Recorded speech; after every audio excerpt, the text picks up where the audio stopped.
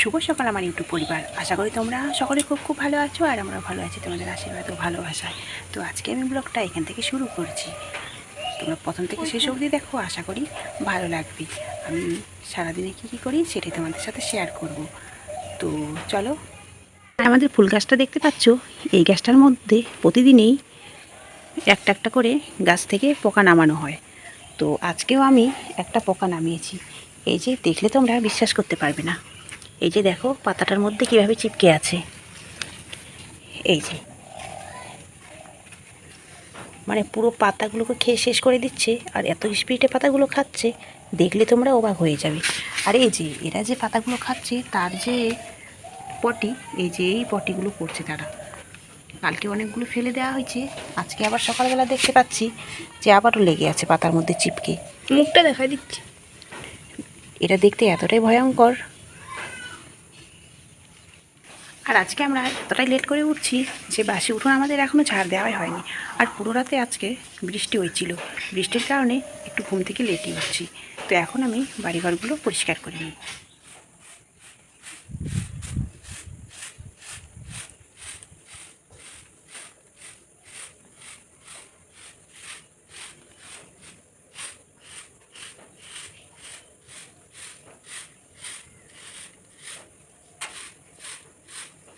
বন্ধুরা, এইদিকে আমার ঝাড় দেওয়া কমপ্লিট হয়ে গেছে। তারপর আমি রান্নাঘর থেকে বাসনপত্রগুলো বের করে নিয়ে আসলাম কলপাড়ে।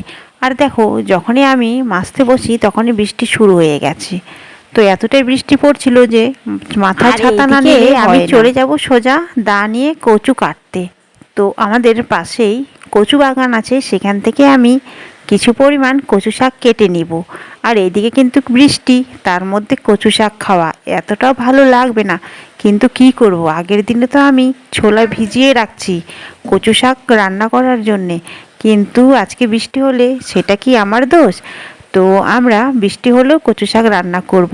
তো চলো, দেখতে পাচ্ছ আমি কয়েকটাই কাটবো, বেশি কাটবো না, যেহেতু আমরা লোক সংখ্যা খুবই কম। তো মাত্র কয়েকটা মানে ডাঁটা কাটলেই হয়ে যাবে। আর দেখতে পাচ্ছ এখানে খুব সুন্দর কচু শাক হয়েছে, তো এখান থেকে সবাই কেটে কেটে নিয়ে যায় রান্না করে।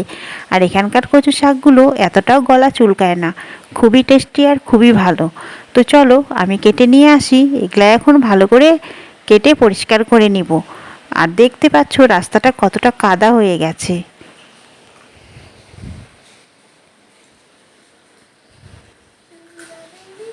আর এইদিকে বৃষ্টির কারণে কাজবাজগুলো একটু লেট হয়ে গেছে, তো আমি ফটাফট করে কচু শাকগুলো কেটে নিব। আর আমার এইদিকে অলরেডি ভাতটা হয়েই গেছে। তো এখানে আমি কচু শাক কাটার পরে যে আরেকটা সবজি রান্না হবে, মানে বাঁধাকপির সবজি আজকে রান্না হবে, তো বাঁধাকপিটাও একসাথে কেটে নিচ্ছি। তারপরে দুটো সবজি ভালো করে পরিষ্কার করে ধুয়ে রান্নাটা করে নিব। তো আমি গ্যাসেই রান্না করি, তো ভাত হয়ে গেলে পরে দুটো কড়াইয়ে আমার দুটো সবজি একসাথেই হয়ে যাবে। তো চলো আমি তাহলে এগুলো এখন কেটে নিই।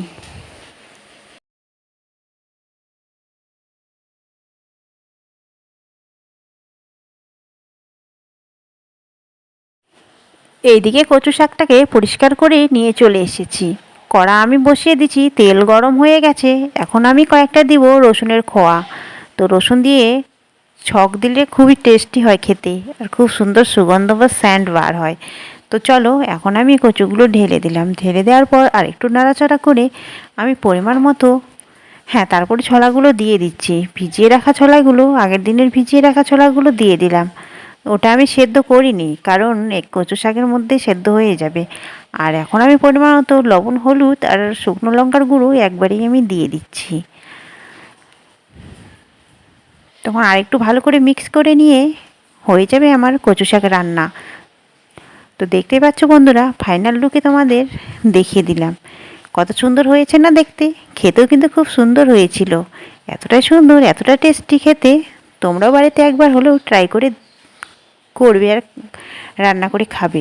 তারপরে বাঁধাকপির ঘন্টটাও আমার এইদিকে হয়ে গেছে, দেখতে পাচ্ছ কত সুন্দর কালারফুল হয়েছে।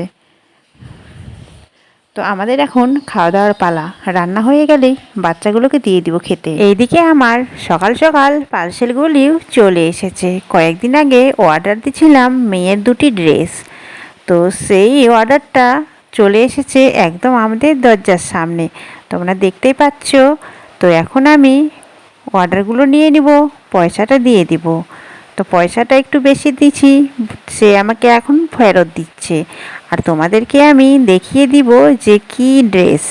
চলো তাহলে তোমাদেরকে দেখিয়ে দিই।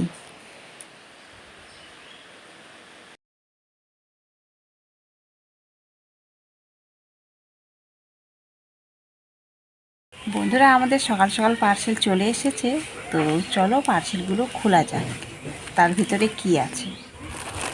এই যে আমাদের দুটো পার্সেল। তো এটাকে আমি এখন কেটে নিই।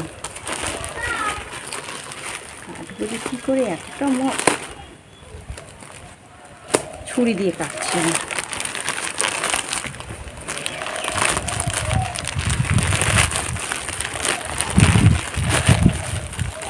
উল্টা করে ধরছি না। আর এই প্যাকেটগুলো না খুবই শক্ত, তাড়াতাড়ি করে ছেড়ে না। তো ফাইনালি আমি বের করে নিলাম। এই যে দেখো, তোমাদেরকে আমি দেখিয়ে দিচ্ছি, এটা একটা প্লাজো টাইপের প্যান্ট। তো এটা একটা, তার সাথে আরেকটা আছে, মানে দুটো। এই যে এটা আরেকটা অ্যাশ কালারের। তো খুবই ভালো এসেছে, খুব একটা খারাপও না, ভালোই এসেছে। তারপরে তার সাথে দুটো টপ, তো শর্ট টপগুলো হয় না, সেগুলোই। এই যে একটা হচ্ছে ইয়েলো কালার আর একটা হচ্ছে পিঙ্ক কালার। তো দুটো টপই খুবই ভালো ছিল। আর যখন মেয়ে এই ড্রেসগুলো পরে তাকে এত সুন্দর লাগছিল, তোমাদের সাথে সেটাও শেয়ার করব। তো দেখো, আরেকটা ড্রেস দেখিয়ে দিচ্ছি। তো এগুলো হচ্ছে ডিজাইনগুলো একই, মানে সামনের কার্টুনগুলো একদম এক। তো দেখো ফাইনালি মেয়ে পরে নিচ্ছে আর তোমাদেরকে দেখিয়ে দিচ্ছে। তো তোমরাই বলো কমেন্টে কীরকম লাগে। হ্যালো বন্ধুরা, আমি আবারও চলে আসলাম অনেকটা সময় পরে তোমাদের সামনে। তো এখন হচ্ছে বিকেলবেলা। তো এখন আর কি শেয়ার করব, ভাবলাম একটু তোমাদের সাথে বৃষ্টি শেয়ার করি। এই যে আমাদের দিকে প্রচুর পরিমাণে বৃষ্টি হচ্ছে, তোমাদের দিকে হচ্ছে নাকি কমেন্টে একটু জানাবি। আর দুদিন ধরে আমাদের দিকে প্রচুর পরিমাণে বৃষ্টি, আর আকাশ এখনও মেঘলা হয়ে আছে। তো বৃষ্টিতে এখন আমরা চুপচাপ বসে আছি, ভাবছি তোমাদের সাথে একটু শেয়ার করি। আর সামনে কিন্তু পুজো, জানি না পুজো এবার কেমন কাটবে, বৃষ্টি হবে না রৌদ্র হবে, কি হবে দিন আসলেই বোঝা যাবে। তো আবার ব্লগটা যদি তোমাদের ভালো লেগে থাকে তাহলে অবশ্যই লাইক কমেন্ট শেয়ার করতে কিন্তু ভুলো না। আর আমি আর বেশি বকবক করবো না, আজকে এই পর্যন্তই রাখি। আগামী দিনে আবারও দেখা হবে নতুন কোনো ব্লগের সাথে। ততক্ষণের মধ্যে তোমরা সবাই ভালো থেকো, সুস্থ থেকো।